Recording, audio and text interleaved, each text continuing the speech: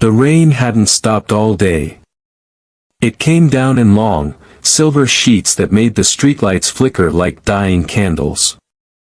Every puddle on the cracked pavement reflected the tired city, neon signs bleeding into water, headlights carving restless paths, the hum of life never sleeping.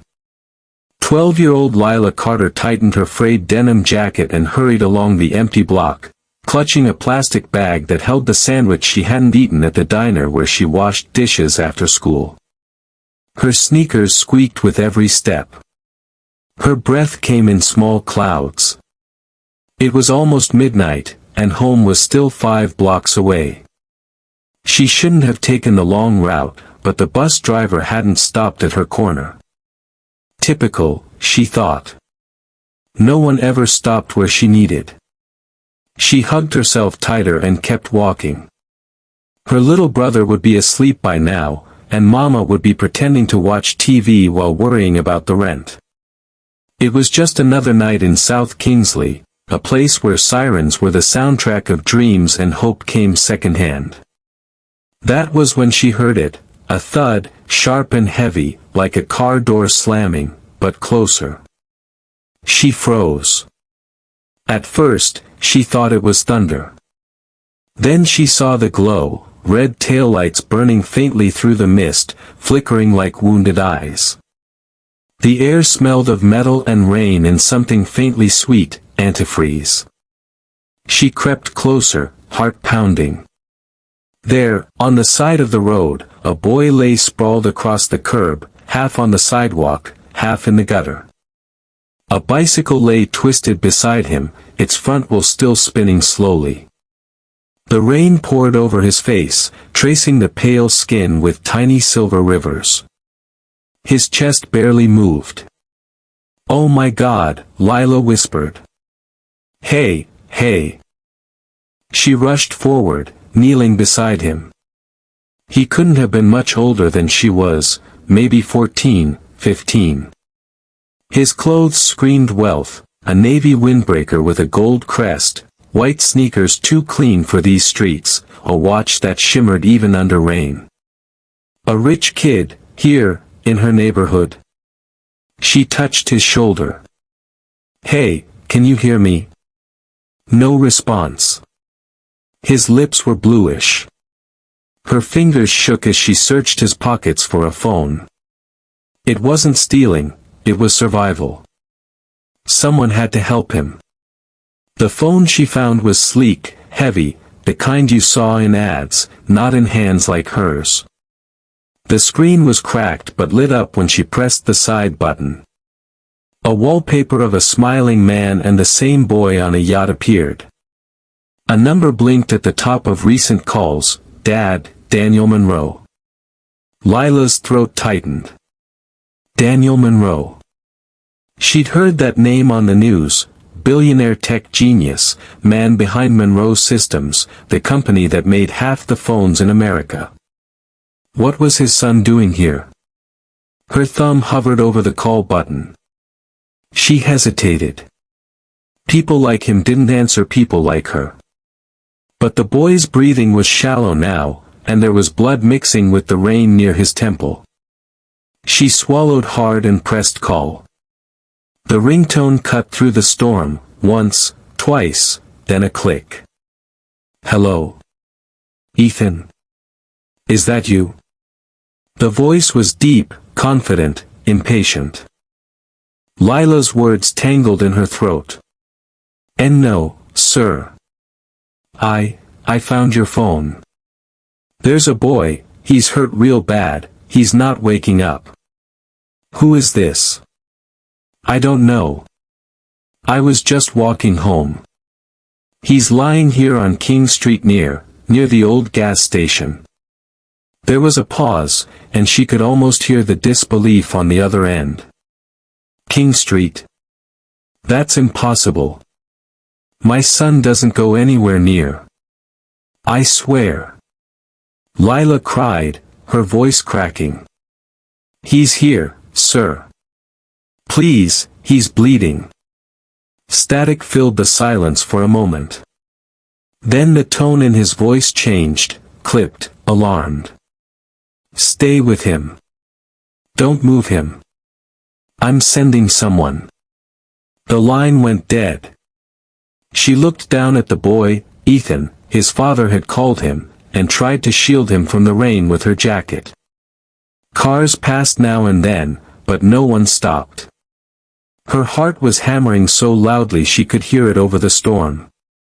Come on, she whispered. "Don't you die on me." She remembered when her neighbor had collapsed last year, and it had taken 20 minutes for the ambulance to arrive. She couldn't let that happen again. She pressed the boy's wrist gently, pulse, faint but there. He groaned, lips parting. "You're gonna be okay," she said softly. "Help's coming. Your dad's coming." The word dad felt strange on her tongue. Her own father had left when she was 7. The idea of someone's father actually showing up felt like a story from another world. Minutes crawled by. The rain eased slightly, the wind turning cold and sharp. A siren wailed in the distance, growing louder. Relief flooded her chest. She stood, waving both arms. A black sedan pulled up first, tinted windows, headlights cutting through the mist. The door burst open, and a tall man in a soaked designer coat stepped out, phone still to his ear. His hair was slicked back, his face pale with fury and fear. "Ethan," he shouted. He dropped to his knees beside the boy, shaking his shoulders. Lila stepped back, heart pounding. She had seen his face before, on magazine covers, on TV interviews. The man was real, right here in the gutter, kneeling beside his unconscious son. "What happened?" he demanded, looking up at her. I found him like this," she stammered. "He was just lying there. I called you from his phone." "You called me?" His tone was sharp, incredulous, like she'd violated something sacred. "Yes, sir. I didn't know what else to do." Before he could reply, flashing red lights filled the street. Paramedics rushed over, lifting Ethan onto a stretcher, checking vitals, asking questions she couldn't answer.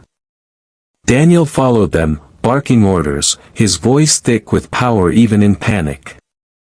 She stood there, soaked, forgotten, watching them load the boy into the ambulance. The billionaire turned once more, his eyes meeting hers.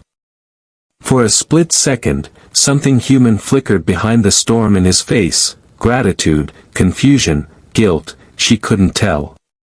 Then he pulled out his wallet, fumbled, and handed her a few crisp bills. "Here. For your trouble." Lila stared at the money. It was more than she'd ever held at once. But something inside her burned. "I didn't do it for money," she said quietly. He froze, the rain dripping off his sleeve. Their eyes met again, two worlds colliding in the downpour. Then he looked away, muttered something to his driver, and climbed into the car behind the ambulance. Lila stood alone, the taillights vanishing into the fog. The rain started again, harder this time. She tucked her jacket around herself, her fingers trembling, not from the cold, but from the feeling that she had just stepped into something far bigger than she could understand. As she turned toward home, the phone in her pocket buzzed once. She hadn't realized she was still holding Ethan's cracked phone. The screen lit up with a message preview from an unknown number.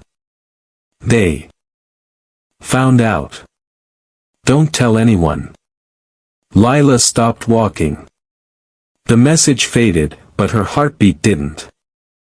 The storm outside was nothing compared to the one about to begin. The skyline glowed with glass and thunder. 40 floors above the city, Daniel Monroe stood at the edge of his penthouse office, hands buried in his pockets, eyes fixed on the rain battering the windows. The world below him shimmered, an ocean of wealth, ambition, and exhaustion. He had built this empire with unrelenting precision, one algorithm, one acquisition, one sleepless night at a time.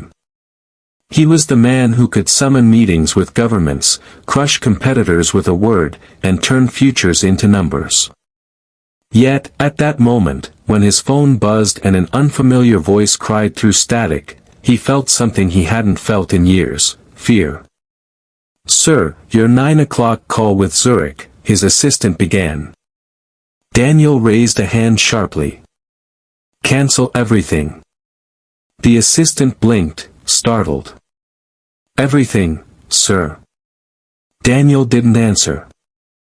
His reflection stared back from the glass, sharp suit, cold eyes, a face the tabloids called the reluctant king. But behind that face, the words from the phone echoed mercilessly. "There's a boy, he's hurt real bad, he's not waking up." His boy. His son. He grabbed his coat, heading for the private elevator. Down in the lobby, the driver was already waiting, engine running. The city stretched endlessly before him, glistening and indifferent. The wipers thrashed against the rain, and Daniel's jaw tightened as he replayed the call. That girl's voice, young, trembling, yet fierce, had cut through layers of disbelief. At first, he'd thought it was a scam. People targeted him all the time: fake kidnappings, staged accidents, ransom threats. But the terror in her tone wasn't performative. It was real. He had ignored too many real things lately. "Sir, should I call security?" the driver asked as they sped down the avenue. "No. Just drive."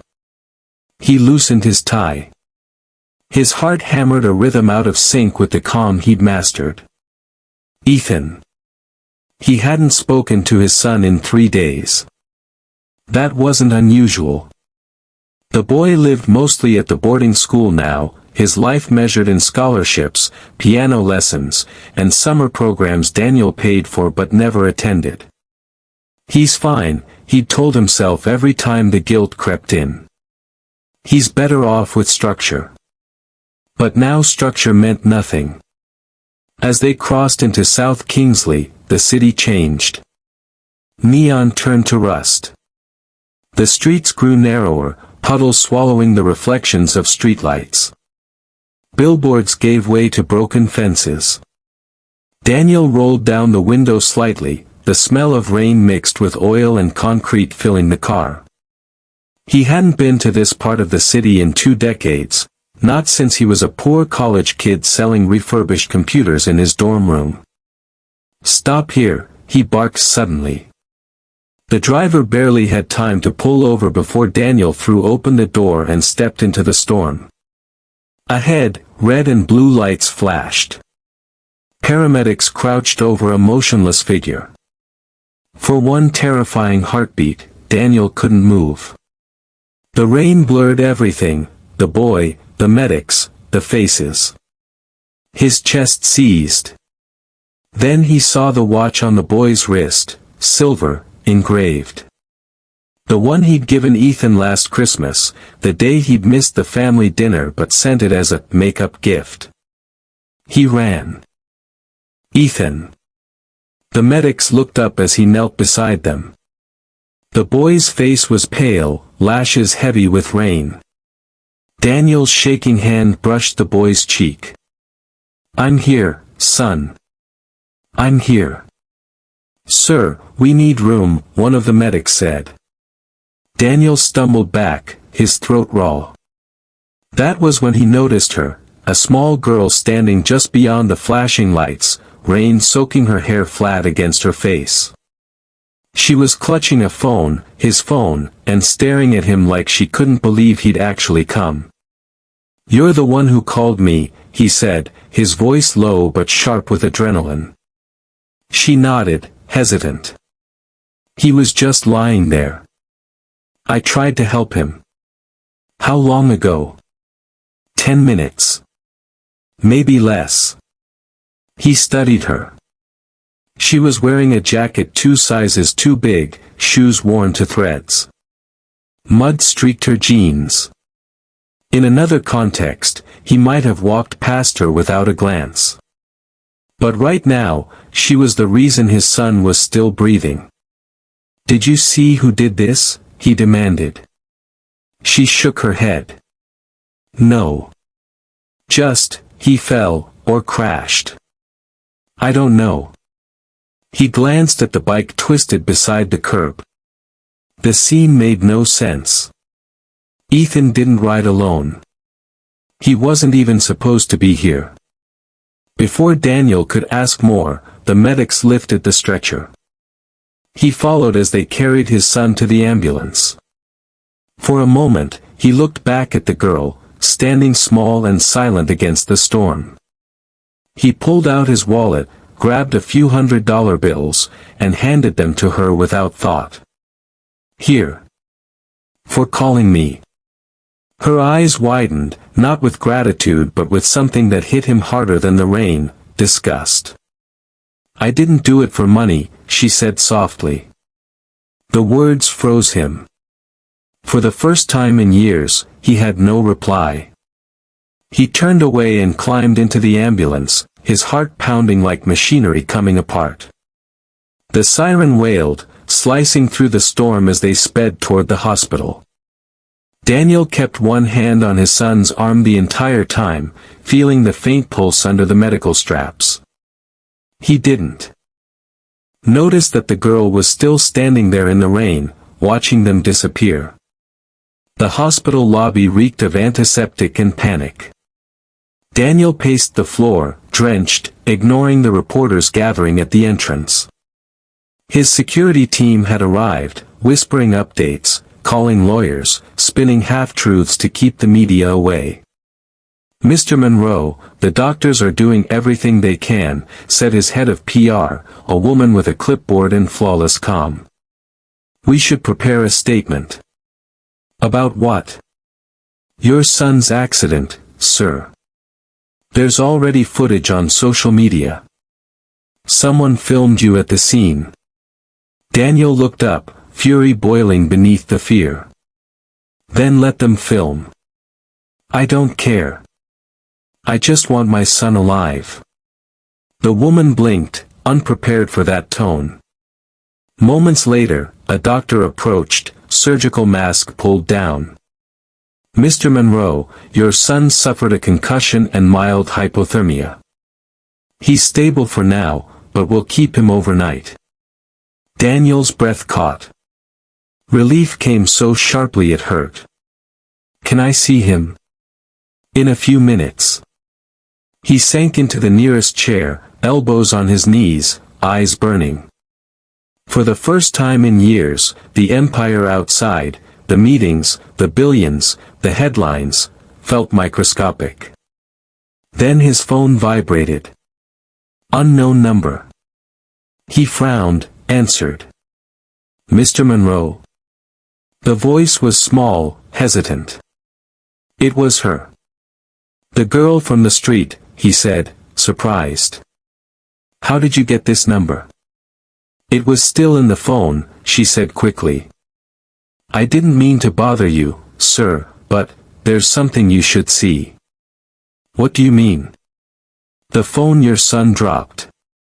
It got a message while I was holding it. It said, they found out. Don't tell anyone." Daniel's fingers tightened around the phone. "Who sent it?" "I don't know," she whispered. "But it came right before you got there." For a moment, silence filled the line, only the faint hum of hospital machines and rain against glass. "Keep that phone safe," Daniel said finally, voice low and cold. "And don't show it to anyone. Not yet." When he hung up, his reflection in the hospital window looked nothing like the man who'd left the boardroom an hour ago. This wasn't about an accident anymore. Something darker was waiting beneath the rain. The rain eased by dawn, leaving the city washed raw and gleaming. Inside St. Regis Hospital, the lights burned with that sterile brightness that made everyone look a little paler, a little smaller. Daniel Monroe sat in a leather chair outside the intensive care ward, his suit jacket draped over one arm, the same phone still clutched in his hand like evidence. He hadn't slept. Every few minutes he rose, looked through the glass at the boy in the bed, Ethan, his only son, then sat again, head bowed as if arguing silently with himself. Monitors hummed. Nurses whispered. The scent of disinfectant and coffee mixed into something that reminded him uncomfortably of all the nights he'd worked instead of being home. The elevator doors opened with a hiss, and out stepped the girl from the storm. Lila Carter, soaked sneakers squeaking on the tile, a denim jacket 2 shades darker from water. A nurse tried to stop her, but Daniel's gaze lifted and froze her in place. "Let her through," he said. Lila hesitated at the threshold, clutching Ethan's cracked phone in both hands. Up close, she looked even smaller, eyes rimmed red from exhaustion but lit with the same fierce worry he felt. For a moment neither of them spoke. Two different worlds, orbiting the same pain. "You shouldn't be here," Daniel said first, voice low, weary. "I had to," she murmured. "You said to keep it safe." She extended the phone toward him. "I thought you'd want it back." He didn't take it immediately. "You read the message?" "I didn't mean to, but it popped up." She glanced toward the sleeping boy beyond the glass. "I think he was scared, Mr. Monroe." Daniel's expression tightened. He had no reason to be. Lila met his eyes then, steady, unflinching. "Maybe not in your world." The words hit like a soft slap. He opened his mouth, closed it again. Across the hall, a nurse wheeled a cart past, the rattle filling the silence between them. "Sit," he said finally, motioning to the chair beside him. She did, hands folded in her lap, still holding the phone. For a long time, neither spoke. Daniel studied her out of the corner of his eye, rain-damp curls, scuffed backpack, fingernails bitten short. She smelled faintly of soap and wet pavement. She reminded him of the life he'd spent decades climbing away from. "You live around King Street?" he asked. "Yes, sir.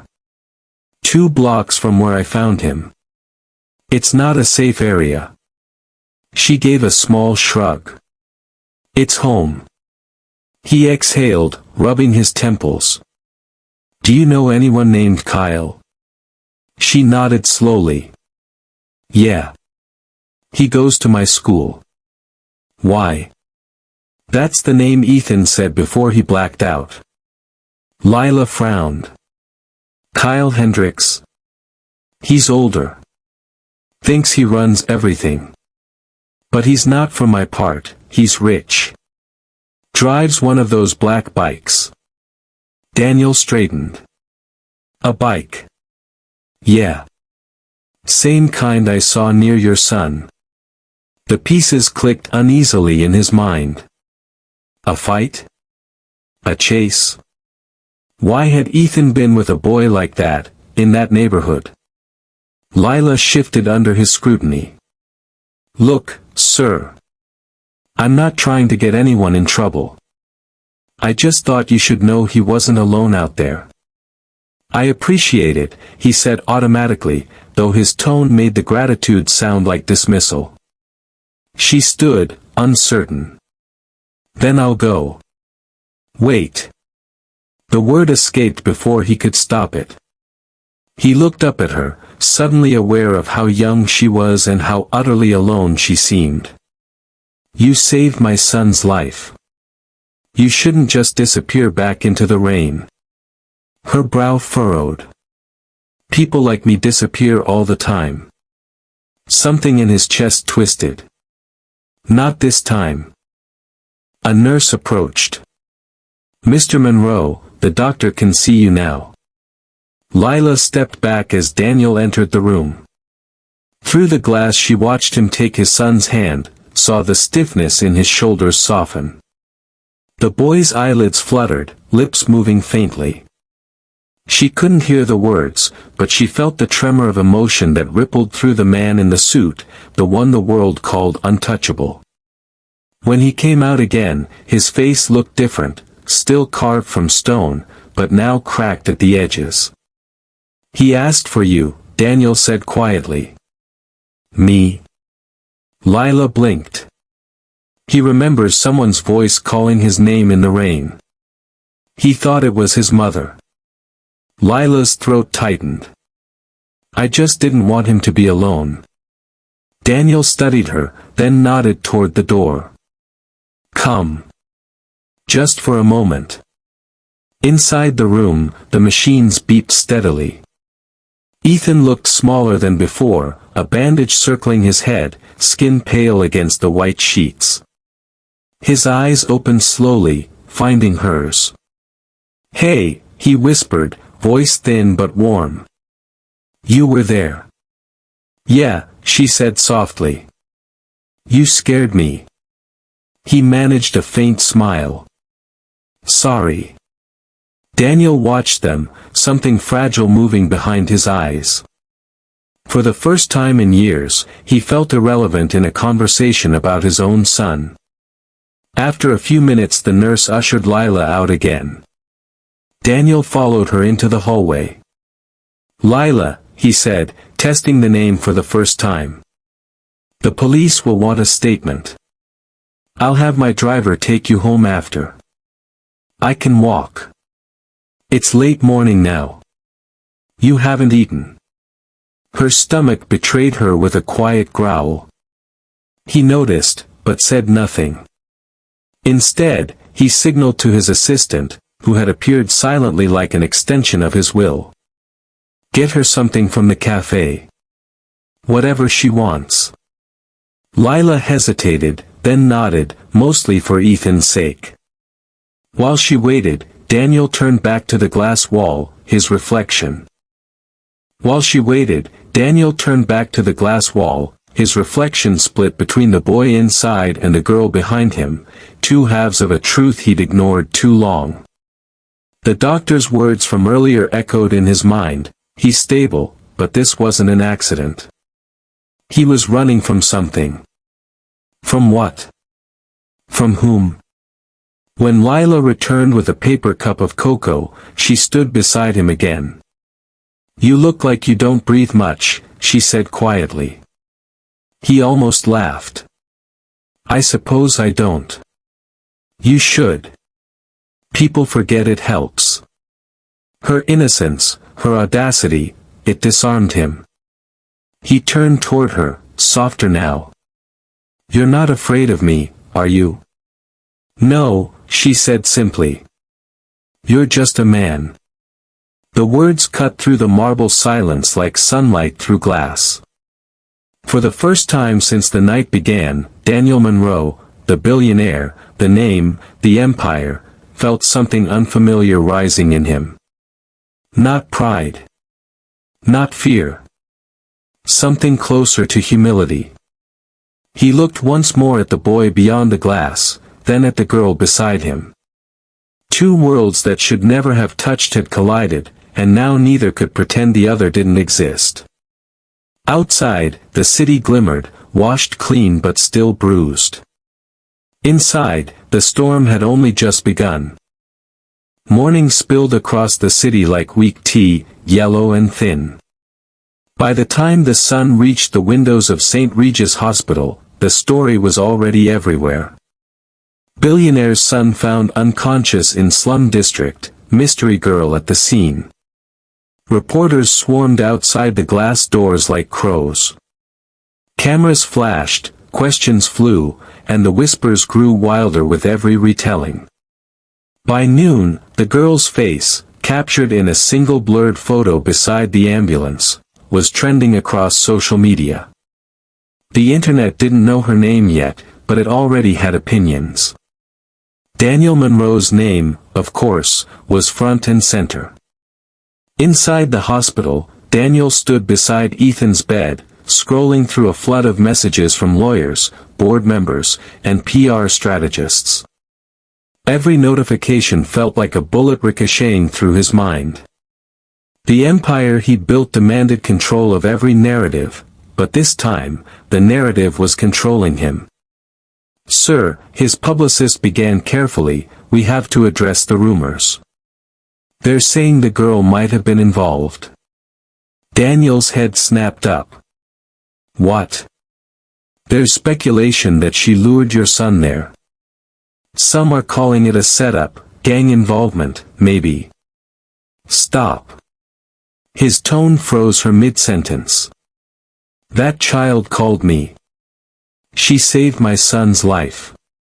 With respect, sir, perception matters more than truth right now." Daniel slammed the phone down, the sound echoing off the sterile walls. "Not this time." For a moment, silence pressed heavy between them. The publicist lowered her eyes, then excused herself quietly. Daniel exhaled, pinching the bridge of his nose. He hadn't realized how quickly fear could turn compassion into suspicion. The city he ruled with innovation and data still ran on the oldest code of all, prejudice. He turned toward the bed. Ethan was awake now, propped up by pillows, eyes still bruised by sleep. "Dad?" Daniel moved closer, softening. "You remember what happened?" Ethan frowned, staring at his hands. "Bits and pieces. I was with Kyle. The Hendricks boy." "Yeah. He said he knew a place where we could test the prototype scooter we built for school. Said it'd be cool to ride through the warehouse district." He hesitated. "Then we saw a guy on the corner taking pictures of us.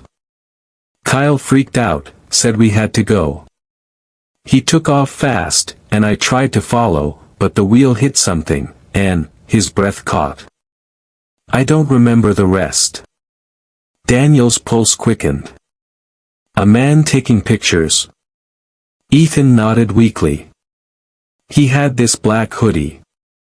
And before I crashed, Kyle shouted, 'They found us.'"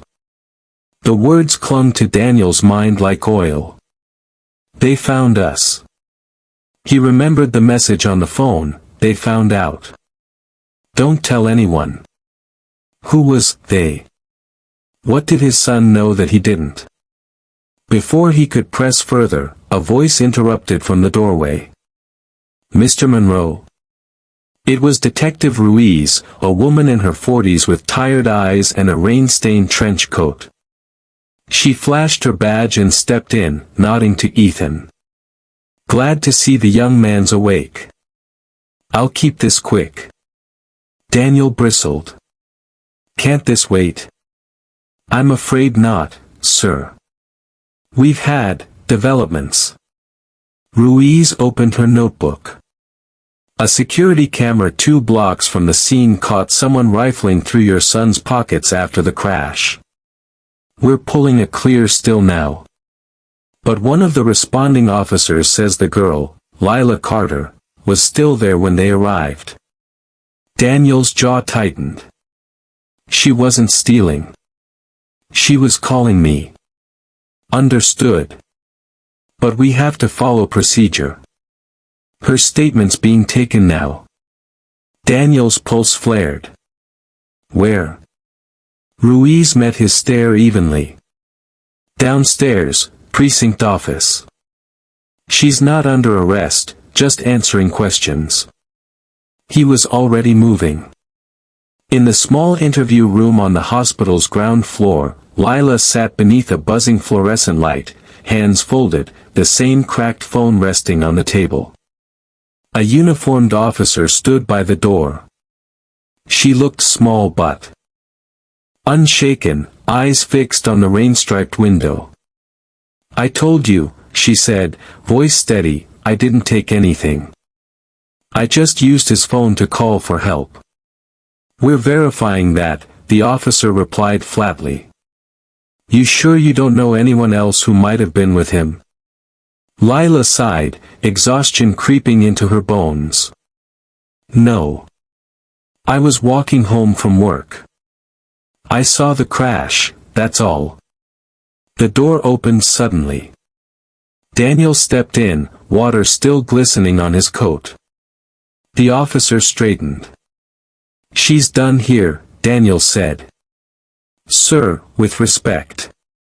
"With respect, officer," Daniel cut in, voice smooth but unyielding, "you're interrogating a child who saved a life. If you need answers, you'll speak to me."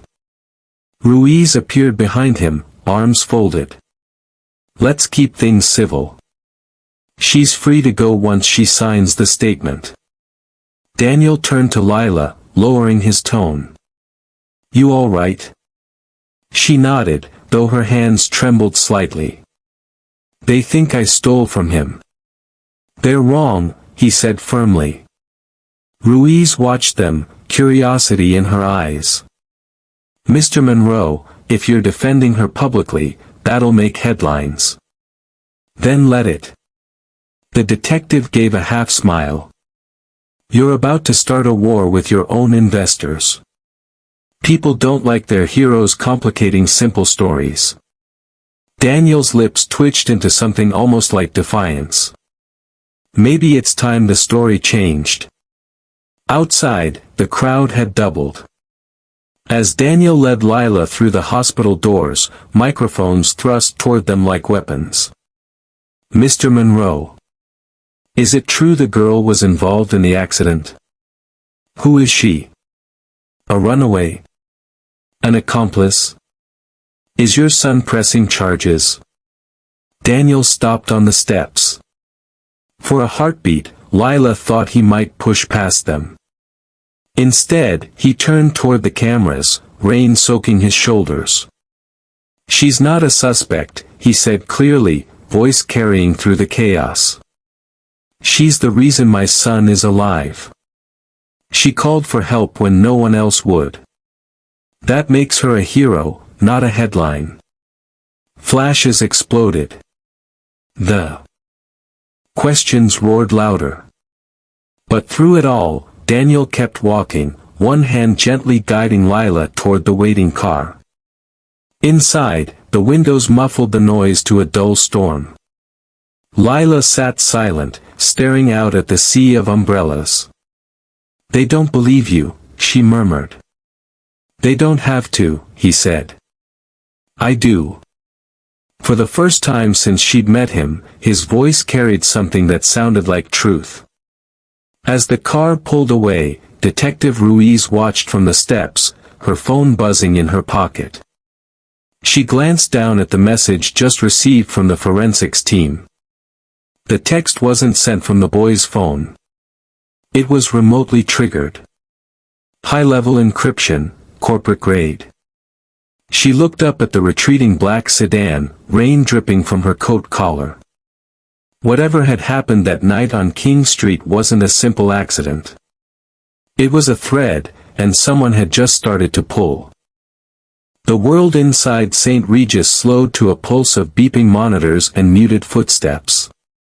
3 days had passed since the night on King Street. Reporters now camped outside in the rain, hungry for any glimpse of the billionaire or the girl.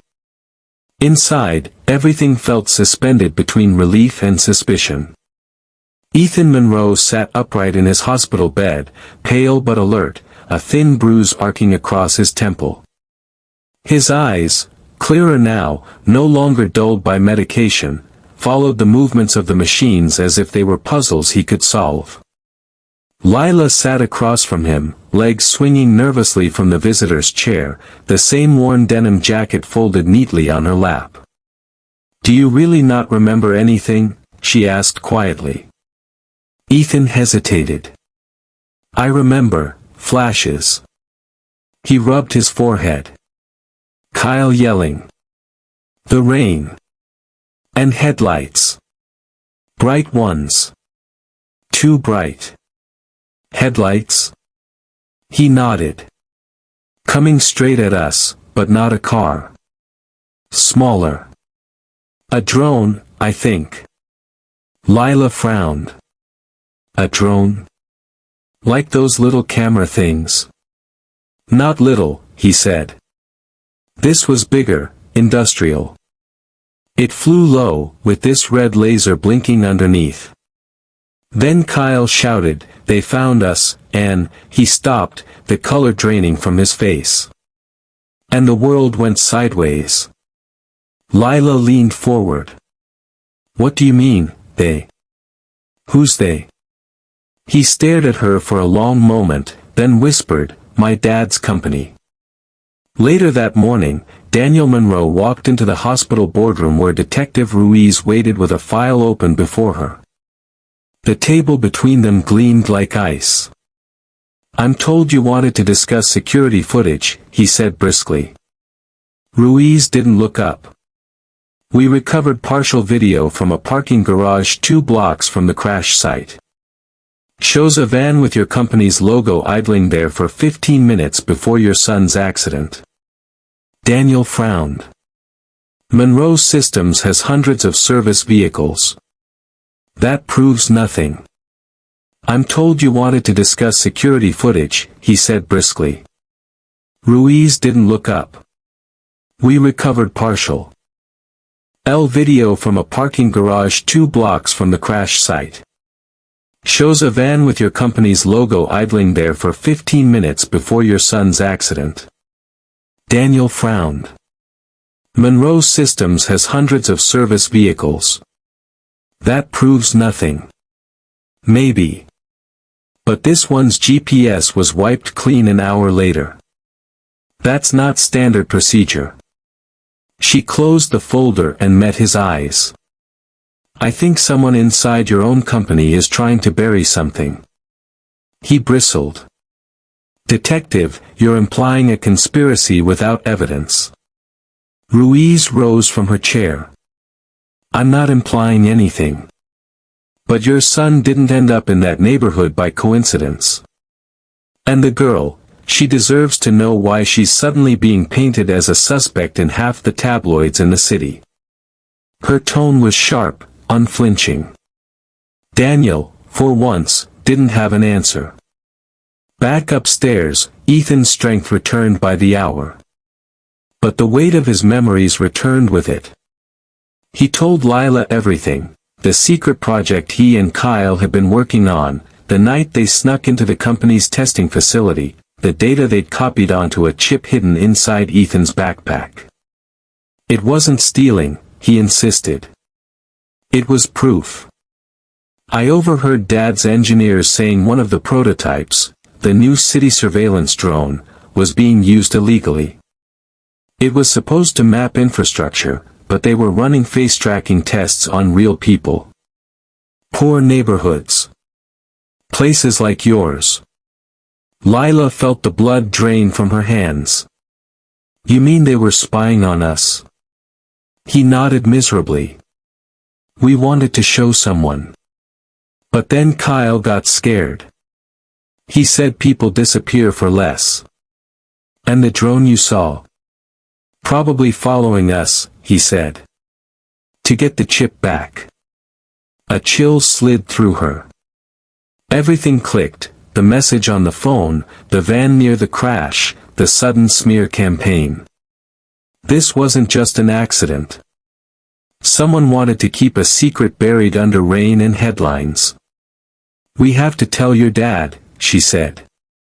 Ethan shook his head quickly. "No. No, in his room." At that moment, the door burst open. A nurse stumbled in, breathless. "Mr. Monroe. Your son, he's gone." Daniel and Lila froze. "What do you mean gone?" Daniel demanded. "He left with a visitor, a teenage boy, blonde, said he was family. They walked out 20 minutes ago." "Kyle," Lila whispered. Daniel grabbed his coat. "He's after the chip." Lila followed, matching his stride as they sprinted toward the elevators. For the first time, their steps fell in rhythm, one man forged by power, one girl forged by survival. Where would he go? Daniel asked. The old warehouse, Lila said. Where it started. As the elevator doors slid shut, thunder rolled again in the distance. The storm was coming back, as if the night itself remembered what it had witnessed. Daniel glanced at the girl beside him. You realize if this is true, everything I've built could collapse. She met his eyes without fear. Then maybe it's time something else got built in its place. The elevator plunged downward. Outside, the sky opened, pouring rain over the city once more, washing away none of the lies, but illuminating, at last, the path to the truth. The storm returned with a vengeance, slamming against the glass towers and flooding the gutters of downtown. Thunder rolled over the skyline like the growl of something ancient and angry. As lightning carved the horizon, Daniel Monroe's car cut through the streets toward the industrial district, its wipers fighting a losing battle against the rain. In the passenger seat, Lila Carter held her phone close, trying to refresh the news feed despite the shaky signal. Her face was pale under the flashes of lightning. Every network was already ablaze with breaking banners. Monroe Systems accused of illegal surveillance. Teen heir missing, sources say internal whistleblower may be responsible.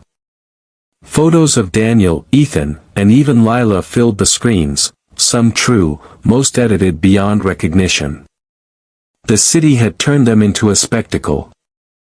Daniel's jaw clenched as he drove. This leak isn't random, he said. Someone inside wanted this chaos. Lila stared out the window. You mean someone wanted to silence your son? He didn't answer. The truth sat heavy between them. At the same moment, in the half-abandoned North Point warehouse, Ethan stood dripping under a broken skylight, face to face with Kyle Hendricks. The boy's blonde hair clung to his forehead, his expensive sneakers soaked through. Give me the chip, Ethan, Kyle said, voice trembling with both fear and greed. You don't understand what you're playing with. Ethan's hands tightened around the small data drive hidden in his fist. You were working with them, he said. You let them use those drones on people. It's not like that. Kyle snapped. Do you have any idea what kind of bonuses we get for testing new tech? They said no one would get hurt, just field calibration. Field calibration? Ethan's voice cracked. You let them scan kids in South Kingsley like lab rats. Kyle flinched. The wind howled through shattered windows. You think your dad's any better? He built the system. I just followed orders. Ethan stepped back. Maybe that's the problem. A sound, tires on wet pavement, echoed outside. Both boys froze. Too late, Kyle whispered. They're here. Daniel and Lila reached the warehouse minutes later. The rain hammered down in silver sheets, soaking them as they ran across the cracked asphalt. The building loomed like a sleeping beast, its rusted doors chained, windows dark. Stay close, Daniel said, breaking the lock with a wrench he'd grabbed from the car. The door screeched open. The air inside smelled of dust and old machines. Ethan, his voice echoed. From somewhere above came a faint reply. Dad? Lila spotted movement near the catwalk. Up there. They climbed the stairs, their footsteps echoing in rhythm with the thunder.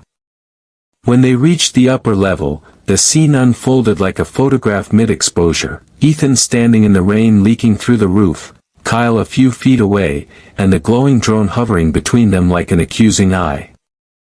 Daniel froze. The drone bore the Monroe Systems insignia. Its lens swiveled toward him with mechanical precision. Kyle! Daniel shouted. Shut it down. Kyle laughed, a brittle, broken sound. I can't. It's on autonomous recall. It's here for the chip. The drone darted forward with a metallic hiss. Ethan stumbled as it clipped his shoulder, sending the chip skittering across the floor. Lila lunged without thinking, sliding on the wet steel, and caught it just before the drone could clamp onto it. Sparks flew as its claw struck the railing. Lila! Daniel yelled. I've got it, she shouted back, clutching the tiny drive like a lifeline. The drone swiveled again, laser flickering. Daniel grabbed a fallen pipe and swung, striking the machine hard enough to knock it into the wall.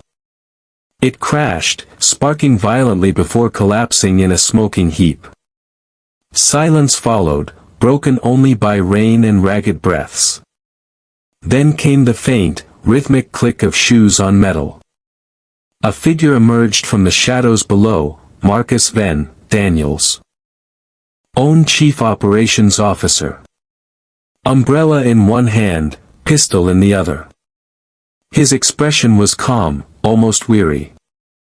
I was hoping this wouldn't get messy, Marcus said. But the data ends here. Daniel's entire body stiffened. You were behind this. Marcus shrugged. We all were, in a way. The board wanted results. Government contracts don't come from morality, they come from obedience. You used my company to spy on innocent people. Daniel roared. No, Daniel. You used your name to make us untouchable. The words hit harder than the thunder outside. Marcus aimed the gun at the girl. Give me the chip, kid. Lila's heartbeat pounded in her ears. You'll have to shoot me. Marcus smiled faintly. I've done worse for less. But before he could pull the trigger, Ethan stepped between them. You'll have to shoot me first. For the first time, Marcus hesitated. The boy's eyes, Daniel's eyes, burned with something that made even the corporate killer falter. Daniel moved then, fast and sure, knocking Marcus's wrist aside. The gun clattered. They struggled, their silhouettes flashing in the lightning. Lila grabbed Ethan's hand and pulled him back toward the stairs. A single gunshot exploded. Echoing. Deafening. For a heartbeat, no one breathed. Then Marcus crumpled, clutching his shoulder, the pistol sliding across the wet floor. Daniel stood over him, shaking but alive. It's over, he said, voice low. You're done. Marcus sneered through pain. You think you can fix this? The files are everywhere now. Your empire's finished. Daniel looked at Lila. The drive in her hand gleamed faintly in the light. Maybe it should be. By dawn, the story had consumed every screen in America. Leaked documents, live footage from the warehouse, even cell phone recordings of Daniel confronting his own executive, all over the news. Monroe's Systems stock plummeted within hours. Government officials announced an emergency inquiry. The world called it the Monroe leak, and Lila Carter became its unexpected heart. At a press conference outside the hospital, cameras once again filled the air with light. Daniel stood beside Ethan and Lila, looking worn but resolute. I built a company to connect people, he said into the microphones. Instead, we created a machine that watched them. My son risked his life to tell the truth. And this young girl reminded me what courage really looks like. The crowd erupted in flashes and murmurs. Ethan squeezed Lila's hand. You did it, he whispered. She smiled faintly. No. We did. Behind them, clouds began to break apart, morning light pushing through. Reporters shouted, investors panicked, and the city pulsed with new noise, but for the first time in years, Daniel didn't feel the need to control any of it. He had chosen the truth over the empire. And in the ruins of his kingdom, something new, something human, was finally being built. The courtroom smelled of varnish, paper, and the slow burn of fear. Rows of cameras lined the benches like a forest of glass eyes. Every flash was a reminder that this wasn't just a trial, it was a performance for the entire world. At the defense table sat Daniel Monroe, once a symbol of power and perfection, now stripped of his empire and dressed in a simple gray suit. His eyes were hollow but alive, haunted, unflinching. To his right sat Lila Carter, small but steadfast, her presence defying the gold-trimmed grandeur of the federal chamber. And beside her, pale and nervous in a pressed shirt and too large tie, was Ethan, who hadn't spoken publicly since the night of the warehouse. Across the aisle, government officials whispered to one another, stacks of files before them, Project Halo, the illegal surveillance network that had nearly destroyed lives. Judge Maddox adjusted his glasses. Mr. Monroe, you are here under oath to testify regarding your company's involvement in unauthorized data acquisition and the use of military-grade drones in civilian sectors. Do you understand the terms? I do, Daniel said. His voice was low, rough from weeks of silence. The judge nodded. Then proceed with your statement. Daniel stood slowly. His reflection in the polished table looked like someone he no longer recognized. For years, he began, I told myself the goal was innovation. We said we were connecting the world, smart cities, safer streets, better access. But behind the numbers, we stopped seeing the people. He looked up at the room full of cameras, journalists, and skeptics. We told ourselves that data wasn't human, that it was just code. But every byte we collected had a face, a name, a life. Project Halo wasn't an accident. It was a choice to look away from the cost of progress. He paused. That choice was mine. A murmur rippled through the courtroom. Lila's fingers tightened on the edge of her seat. Daniel continued, voice firming. The system we built targeted the poorest neighborhoods because they were invisible to power. Because no one complained when their privacy was stolen. Because no one believed a child from South Kingsley could matter as much as a CEO. He turned slightly toward Lila. Until one did. Lila's throat tightened. Daniel took a step closer to the stand. My son found proof. And this girl, Lila, risked everything to make sure it saw the light of day. She didn't care about money or power. She cared about right and wrong. I didn't protect her. I didn't protect anyone. But I will now. The prosecutor rose. Mr. Monroe, you're confessing to corporate negligence and willful concealment of a government contract. Are you aware of the penalties? Daniel nodded. Yes. And I accept them. The room erupted in noise, reporters shouting, camera shutters clacking, officials whispering. The judge pounded his gavel until silence fell like thunder. Order. Mr. Monroe, you will have your opportunity for a full statement in writing.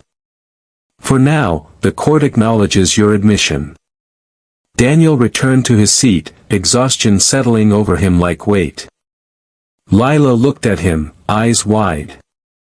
You didn't have to take the fall for them, she whispered. He managed a faint smile.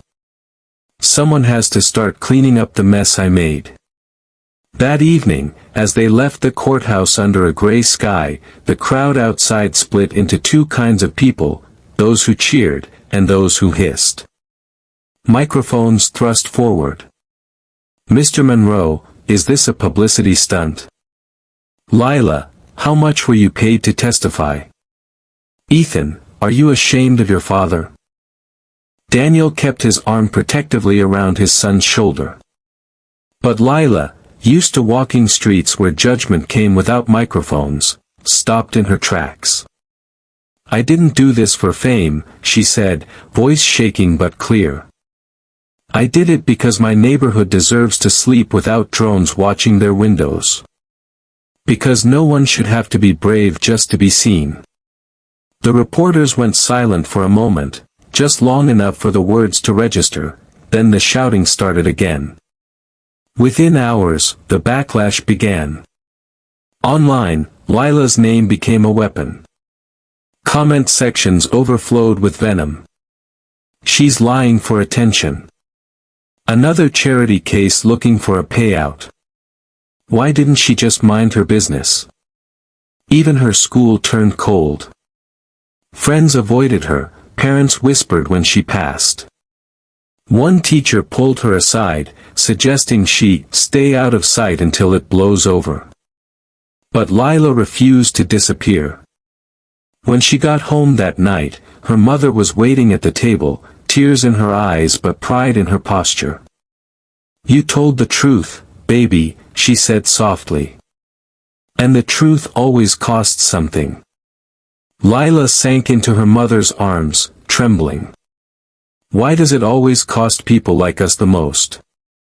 Her mother stroked her hair. Because we're the ones who can't afford lies. Meanwhile, in a high-rise office across town, two members of the Monroe Systems Board watched the hearing replay on a muted screen. He's finished, one muttered. But the brand can survive without him. We'll restructure, rename, rebrand. The public forgets. The other smirked. And the girl? The first shrugged. She'll burn out. They always do. But not this time. Because while those men whispered in shadow, Lila was standing before a sea of microphones again, this time at a community center that had once been slated for demolition under Monroe's old expansion project. Now, with Daniel's donations and public funds, it bore a new name. The Lila Carter Center for Digital Justice. Ethan stood beside her, holding the rebuilt prototype of the drone, not as a weapon, but as a lesson. This is what happens, Lila told the crowd, when power forgets its heart. But we can build something better, from the ground up, not from the top down. The applause started small but grew, filling the room with something fierce and real. Daniel watched from the back, unseen, a faint smile breaking the fatigue on his face. The empire he'd lost seemed insignificant compared to what stood before him now, a bridge between the world he'd built and the one he'd ignored. That night, as the city lights shimmered on wet streets, Daniel stood on the rooftop of a modest apartment he now rented downtown. The wind carried the hum of traffic and the faint echo of Lila's words from the live stream below. Ethan joined him quietly. They're saying you'll lose everything, the boy said. Daniel looked out at the skyline, the glow of his former headquarters blinking in the distance. Maybe. But maybe that's the point. You don't regret it? He smiled faintly. Regret keeps you trapped in yesterday. Truth lets you wake up tomorrow. For a long time, neither spoke. Then Ethan asked, what about Lila? They're still attacking her online. Daniel's gaze softened. She'll endure. People like her always do. Because she's not fighting for power. She's fighting for meaning. Below them, the city flickered, broken, alive, beginning again. For the first time, Daniel Monroe felt something he hadn't felt in decades. Not pride. Not success. Peace. 2 years later, the city had changed. The skyline still glittered at night, but it no longer felt untouchable. New murals now covered the concrete walls of South Kingsley, painted faces of children once seen only through the lenses of corporate drones. Beneath them ran a line of words in blue and gold. Humanity is not data. On the morning of the dedication, Lila Carter stood at the center of the crowd outside the newly built Lila Carter Innovation Hub, the place Daniel Monroe had promised she would have. Sunlight spilled over the polished glass and reclaimed brick, turning the raindrops on the pavement into sparks of light. Inside, students from her neighborhood tinkered with donated laptops, learning code, robotics, and ethics of technology, tools that once had been used against them. Every screen bore the same simple motto Daniel had insisted on engraving above the doors. Create with conscience. Lila smoothed the fabric of her white dress. It felt strange wearing something so new when she still remembered the feel of that wet denim jacket clinging to her skin the night she'd found Ethan. Yet as she looked around, she saw people from both halves of the city, executives beside street artists, engineers beside janitors, sharing tables, exchanging ideas. For once, the divide between uptown glass and downtown grit had blurred. She caught a familiar voice behind her. "You clean up well, Miss Carter."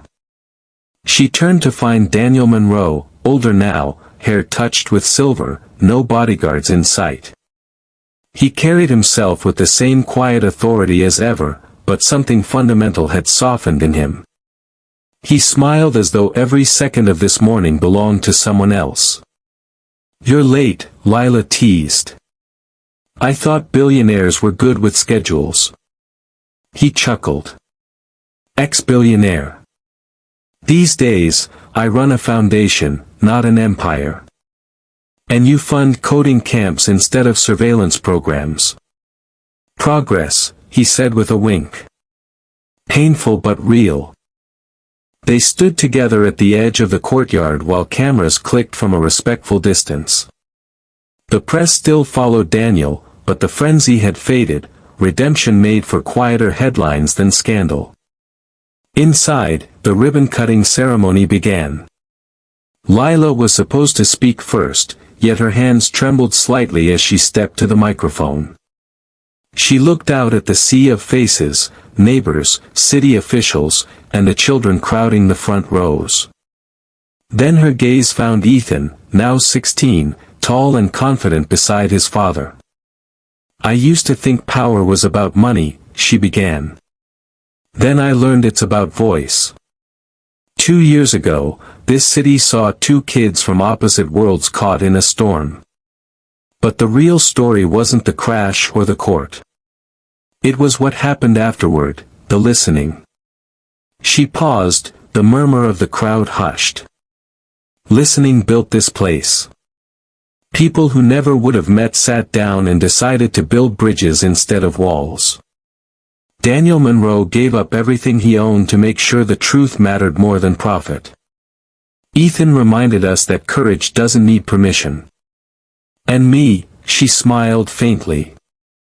"I just made a phone call." Laughter rippled softly. She finished, voice steady now. "This hub belongs to every kid who ever thought no one would believe them. You matter. And the world gets better every time you refuse to disappear." Applause thundered through the courtyard. Cameras flashed, but the light felt different this time, celebratory, not invasive. Daniel clapped with everyone else, pride bright in his eyes. When the noise subsided, he took the microphone for a moment.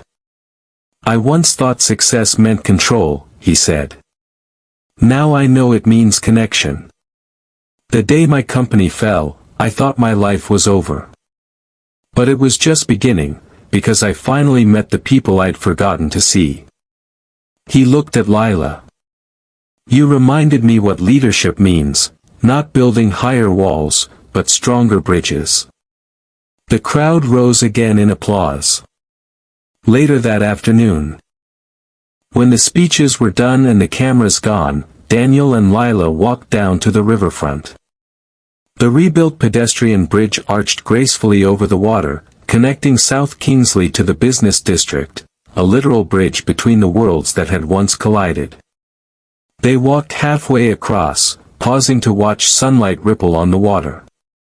Children from both sides ran past them, laughing, their reflections dancing together on the surface below. "Do you ever miss it?" Lila asked softly. "The power? The meetings, the private jets?" Daniel smiled faintly. "Sometimes. But only the illusion. Power without purpose is just noise."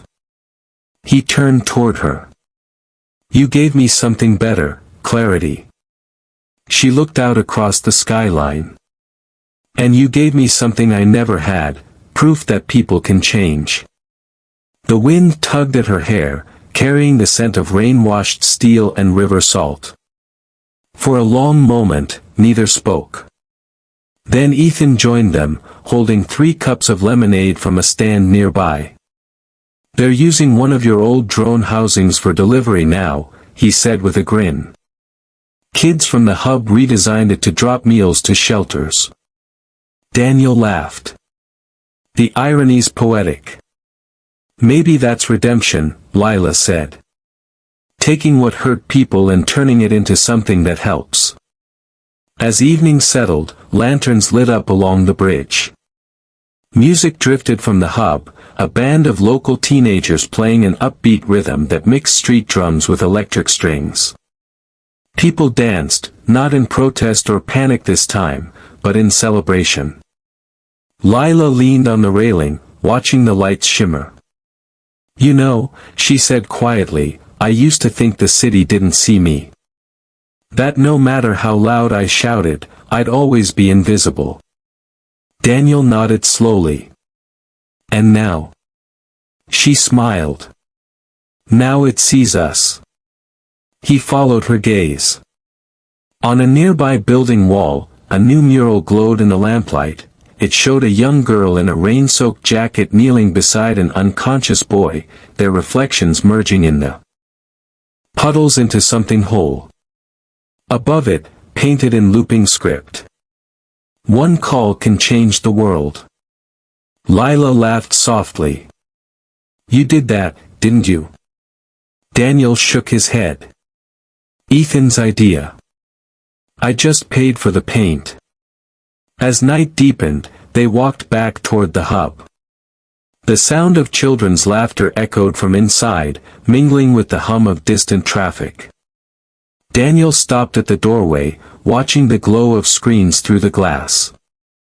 "When I was your age," he said to Lila, "I thought the world was split between winners and losers. But I was wrong. It's split between those who care and those who don't. You cared." Lila's eyes shone. "So did you. Eventually." He chuckled. "Fair enough." They stood in silence as the first stars appeared between the city lights. For the first time since that storm 2 years ago, Daniel felt something whole inside him, no guilt, no debt, just the quiet grace of redemption earned, not bought. He reached out and rested a hand on Lila's shoulder. "You built a bridge, Lila. Between people who never thought they'd meet. Between what was broken and what could be." She looked up at him. "We built it." A passing train rumbled in the distance, its lights sliding across their faces like fleeting comets. The moment felt timeless, 2 worlds, once strangers, now standing side by side under the same sky. Above them, the bridge lights shimmered gold against the dark water, their reflection forming a perfect circle, an endless loop of connection. And somewhere, far below, the river carried the last traces of that long-ago storm out to sea.